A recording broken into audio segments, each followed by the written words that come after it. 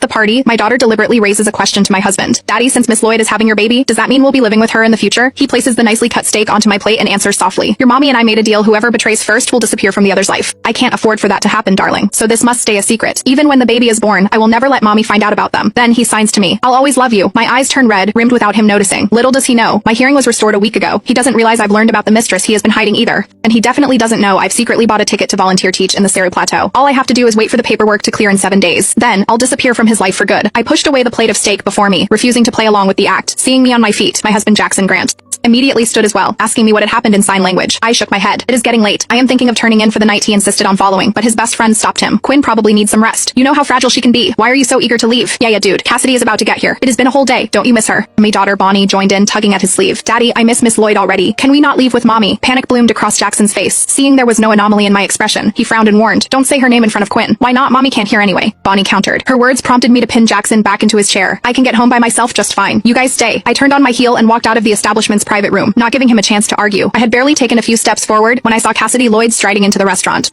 I couldn't tell if she did it on purpose or not, but her shoulder slammed into mine, making me stumble. Cassidy walked into the private room and scooped up Bonnie the moment she reached for her. Bonnie, it has been an entire day. Did you miss me? Of course, Bonnie answered cheerfully. Cassidy couldn't help smiling at the exchange. In that case, give me a kiss. Bonnie immediately cupped her face and planted a kiss on her cheek. Watching the two of them, one would think they were the real mother and daughter. She set Bonnie down, then slipped into Jackson's arms, her expression full of playful sweetness. In his eyes, there was a softness I had never seen before. Before he could say anything, Cassidy rose on her tiptoes and kissed him passionately. All right, one of his friends muttered, rolling his eyes. It has been months, and you two are still this mushy. None of his friends seemed bothered by it, while Bonnie looked like she had seen this 100 times. I stared at all of them, feeling a sinking coldness in my bones. So, everyone knew they had been fooling around together, except for me. As the teasing around the table amplified, Cassidy's lips curled with a triumphant smile, as if things weren't messy enough. The others started egging them on, asking when the last time they hooked up was. Jackson lowered his head, embarrassed, while Cassidy looked thrilled. 2 days ago in the room next to the main bedroom, I whispered the same words at the same time as she did, our two voices overlapping, and the whole room exploded with excitement. Some laughed, some cheered on Jackson. My boy, you finally grew a brain. Yeah, with our status. Who the hell stays loyal as long as you hide it well? You can enjoy life. Quinn is deaf. She'll never find out. When my name came up, the smile on Jackson's face stiffened. His expression turned ice cold. Don't let this get back to Quinn. His friends didn't care at all. They simply burst into louder laughter. Bonnie chimed in loudly. Don't worry, Daddy. Mommy won't find out. She is deaf, remember. Their laughter echoed through the private room, but I stood outside the door frozen. It wasn't until a waiter behind me gently tapped my shoulder that I snapped back. Excuse me, do you need any help? Immediately, her silence swept across the private room. Everyone turned to look at me, while Jackson looked panicked. He hurriedly dropped his arm from Cassidy's waist, his gaze flickering everywhere, but my face. He started signing frantically, asking why I had returned and insisting that Cassidy was just an ex-junior from his alma mater.